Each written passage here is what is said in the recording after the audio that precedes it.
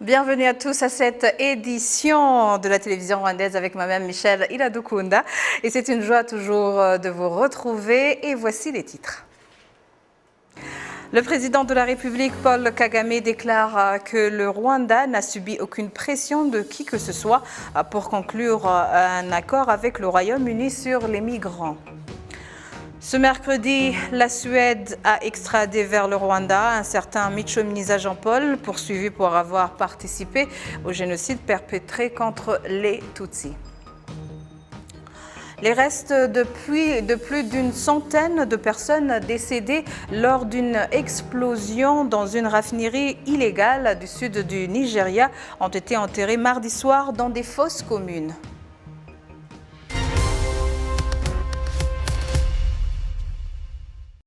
Bienvenue encore une fois à ce journal. Le président de la République, Paul Kagame, déclare que le Rwanda n'a subi aucune pression de qui que ce soit pour conclure un accord avec le Royaume-Uni sur les migrants. Le chef de l'État qui s'exprimait devant les diplomates mardi a réaffirmé que rien ne peut empêcher aux Rwandais de vivre leurs valeurs humaines qui les caractérisent dans leur quotidien. Le point avec Léonci Kanzaire. Le président de la République, Paul Kagame, et la première dame, Jeannette Kagame, ont offert un banquet aux diplomates mardi soir. La première dans ces 2 dernières années, une tradition qui avait été compromise par la pandémie de Covid-19.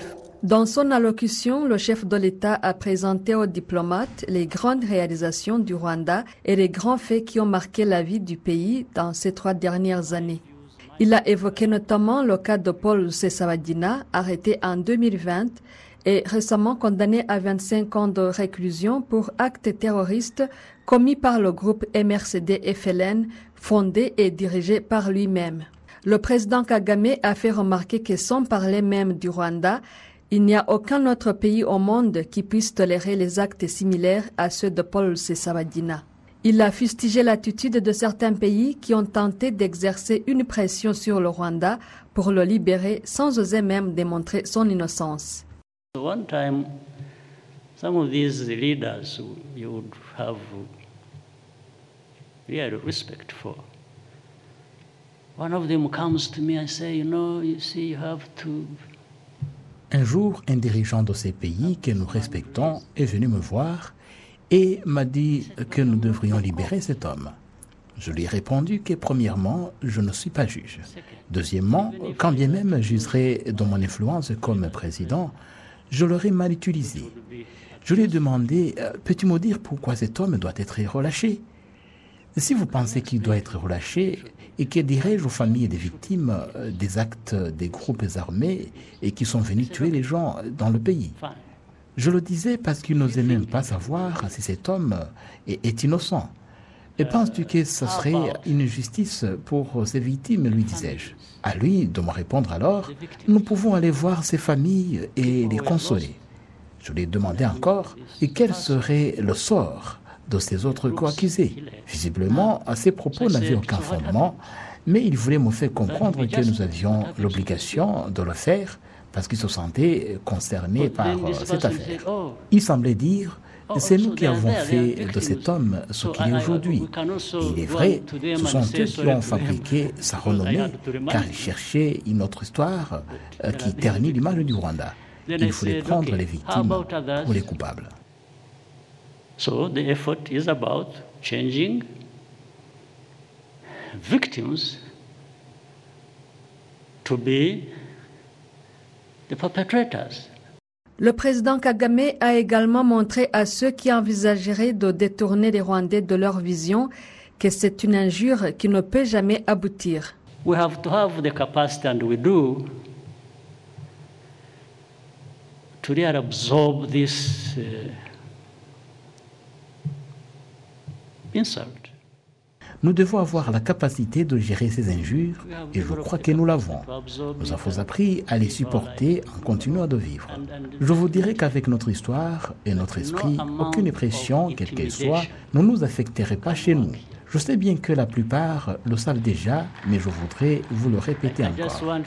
J'espère que même quand je ne serai pas là, d'autres Rwandais de bonne volonté tiendront à ces problèmes que nous affrontons chaque jour. Revenant sur les récents accords entre le Rwanda et le Royaume-Uni sur les migrants, le président de la République Paul Kagame a réaffirmé que le Rwanda ne peut se livrer au commerce d'êtres humains, comme certains le disent, précisant que cela est contraire aux valeurs de la culture rwandaise. Le chef de l'État a rappelé que quand le Rwanda commençait à donner son apport dans la résolution du problème des migrants de Libye en 2018, divers pays concernés par le problème ont souhaité collaborer avec le Rwanda. So agreed, if they arrived here, they could easily be taken back home if they choose to go back home. Second, those European countries that have... D'abord, nous nous étions entendus sur le fait qu'une fois arrivés ici, certains d'entre eux pouvaient retourner chez eux facilement si jamais ils le voulaient. Deuxièmement, les pays européens qui souhaiteraient accueillir ces migrants pouvaient bien venir ici et choisir ce qu'ils voulaient. Cela vaudrait mieux que de les laisser aller perdre leur vie en Libye. En troisième lieu, nous disions que ceux qui ne souhaiteraient pas retourner chez eux pour des raisons personnelles, sans trouver non plus d'autres pays d'accueil, pourraient être hébergés par le Rwanda. Il y avait donc 3 options en 2018. Je pense que c'est l'origine de ce récent accord avec le Royaume-Uni. C'est comme s'ils disaient que leur sort serait décidé étant eux-mêmes ici, au lieu de souffrir de trafic d'humains dans leur pays. Il n'y a rien de mauvais. Nous n'avons rien à cacher. Nous travaillons dans la transparence. C'est ça la réalité et c'est notre identité même. Je voulais donner des éclaircissements là-dessus. Et c'est pourquoi je disais qu'il y a ce qui ne peut pas être commercialisé, car la valeur est inestimable. Nous sommes nous-mêmes êtres dignes d'estime et de valeur. Il ne s'agit donc pas de trafic d'êtres humains entre le Rwanda et le Royaume-Uni. Les gens peuvent ne pas être unanimes là-dessus, mais finalement, quelque chose doit être fait. People will have different views about it. They look at it differently. They're not happy about it. That's okay. People will look at, but at the end of the day, you've got to do something. Parmi les diplomates accueillis par le président de la République figuraient 21 nouveaux ambassadeurs qui ont récemment présenté leurs lettres de créance au chef de l'État.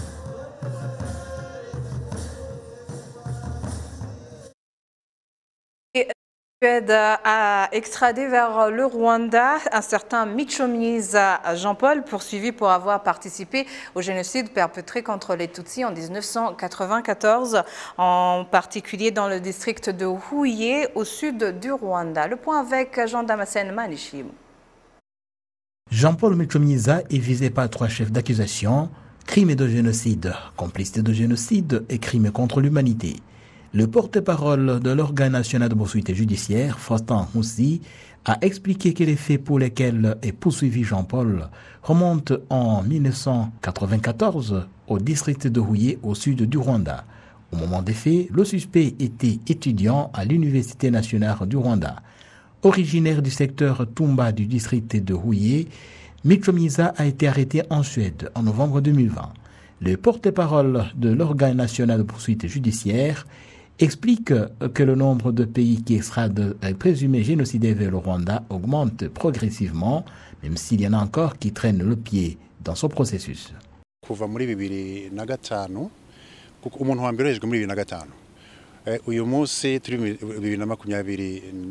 Le premier suspect a été extradé en 2005.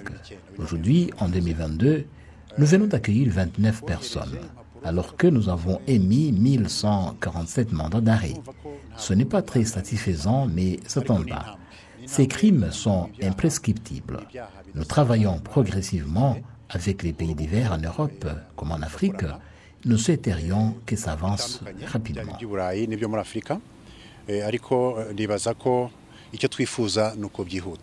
Les habitants du district de Huye, au sud du Rwanda, se réjouissent de la décision de la justice suédoise d'extrader le suspect vers le Rwanda pour comparaître là où les faits ont été commis. La coopération judiciaire de la Suède avec le Rwanda ne date pas d'hier. En 2009 déjà, la Suède avait extradé vers le Rwanda un suspect Silver Arorugeze et en 2013, la Suède avait jugé et condamné Stanislas Mbanenande à un emprisonnement à perpétuité. Jusqu'à ce jour, le Rwanda a déjà émis 1147 mandats d'arrêt relatifs au génocide des Tutsis au Rwanda. Dans ces mandats, 408 ont été envoyés en République démocratique du Congo, 227 en Ouganda, 63 au Malawi, 52 en Tanzanie, 47 en France, 42 au Congo-Brazzaville, 40 en Belgique et 35 au Kenya. Le Rwanda et le Cuba ont signé des accords de partenariat en matière de l'espace aérien. Le ministère des Infrastructures affirme que ces accords vont permettre d'accroître les mouvements des personnes et des biens entre les deux pays et leurs continents respectifs. Kassim Youssouf. Ces accords connus sous la dénomination de BASA ou accords de services aériens bilatéraux ont été signés côté rwandais par le ministre des Infrastructures, le Dr Ernest Nsabimana, et par l'ambassadeur de Cuba au Rwanda, Tania Pérez Xikes. Le ministre Nsabimana a indiqué que ce partenariat va aider à accroître le mouvement des personnes et des biens entre les deux pays. Ariko icyiza nyamukuru ni uko nk'u Rwanda ndetse rufite intumbero murabizi muzi ikibuga cy'indege kiri kubakwa mu Bugesera aho u Rwanda rufite intumbero y'uko ruba.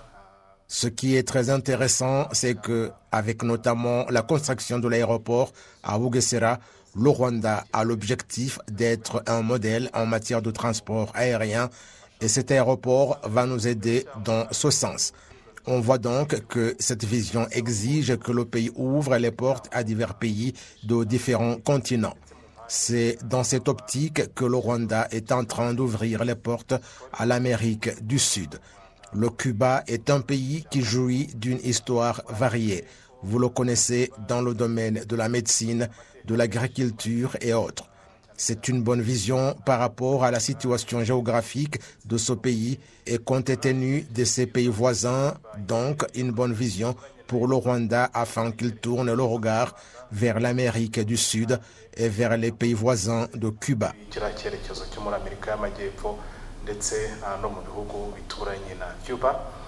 L'ambassadrice de Cuba au Rwanda, dont le siège est à Kampala, en Ouganda, Madame Tania Pérez, a fait savoir que ces accords sont le début de ce que les deux pays peuvent échanger et une opportunité pour leurs continents respectifs à faire renaître la coopération basée sur l'histoire.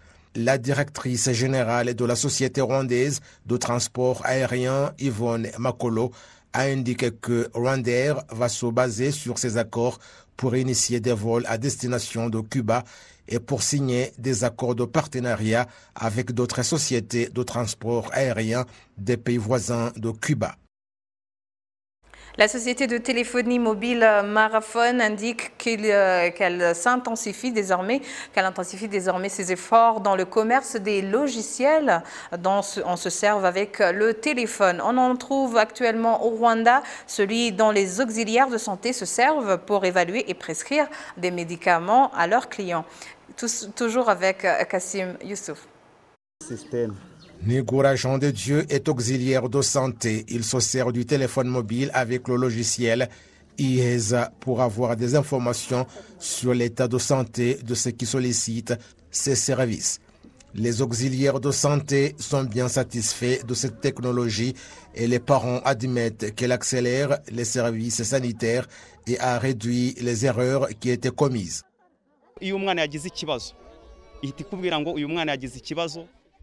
Lorsqu'un enfant a un problème, le logiciel vous montre immédiatement qu'il a un problème et vous dit de donner des conseils.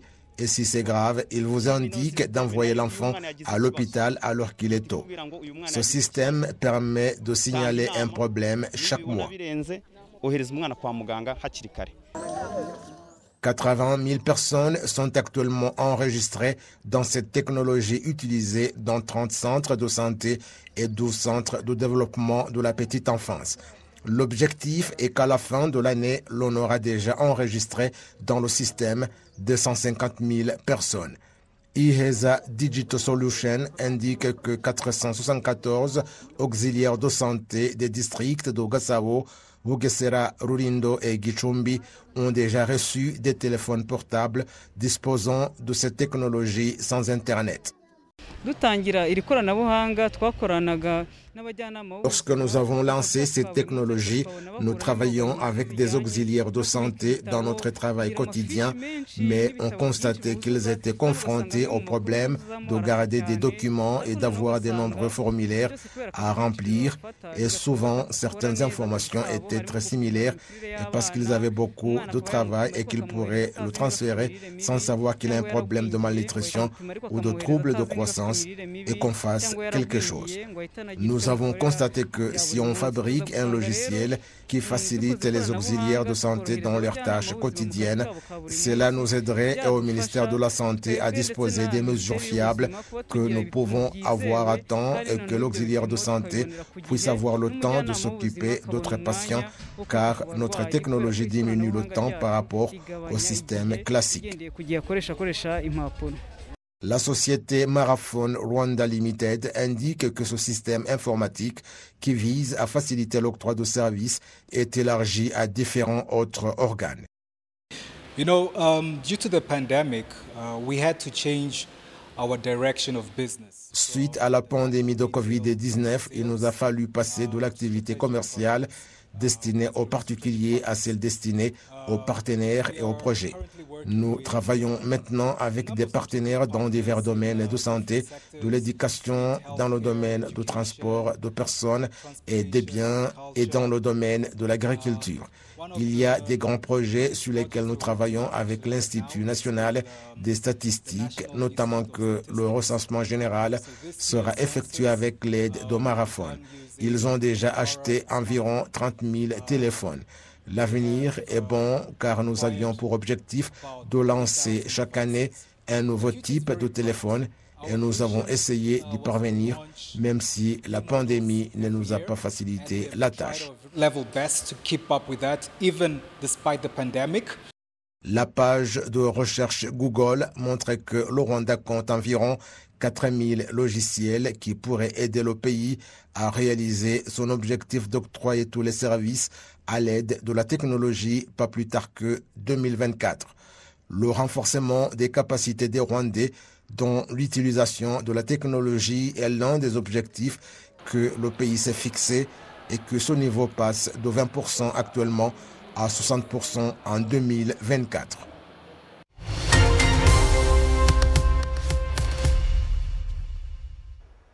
À présent, dans le sport, le ministère de l'Éducation indique que des efforts seront consacrés au rassemblement des enfants souffrant de troubles mentaux dans différentes disciplines sportives pour les aider à avoir plus confiance en eux-mêmes et à se développer. Kassim Youssouf.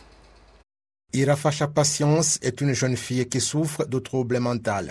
Elle pratique le boccia et le joue très bien et elle est fière de ses réalisations grâce à cette discipline sportive. J'ai été médaillé de bronze et c'est la deuxième médaille ici au Rwanda. J'ai eu la chance de continuer à l'extérieur où j'ai représenté le Rwanda au Qatar au niveau mondial. J'ai pris l'avion pour la première fois et cela a fait que j'ai l'honneur de représenter le Rwanda parmi d'autres pays. Cela me rassure que je suis une personne comme tant d'autres. Irafasha Patience d'ajouter qu'il n'est pas normal que certaines personnes continuent à la considérer comme inapte. C'est vrai, certaines personnes, peu nombreuses en tout cas, trouvent que je ne peux rien faire, que cela est fait par des personnes fortes, mais elles ont constaté que je peux faire quelque chose. Au cours d'une réunion qui a rassemblé 200 élèves souffrant des troubles mentaux en provenance de 40 écoles de la ville de Kigali ayant des disciplines sportives qu'ils jouent avec leurs camarades sans problème, l'on a beaucoup parlé de divers problèmes auxquels ils sont confrontés, notamment le manque d'assez de lieux de loisirs et des éducateurs formés pour s'occuper d'eux. Le ministère de l'Éducation dit qu'il déploie des efforts pour trouver des solutions.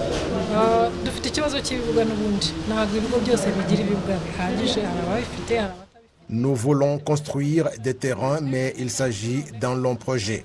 Au moment où nous ne sommes pas encore prêts, parce qu'il faut beaucoup de choses, notamment donner des compensations, nous invitons les établissements voisins ayant des terrains à les partager et que ceux qui ont l'éducation dans leurs attributions au niveau des instances de base prennent cela comme priorité et qu'on le mette en exécution.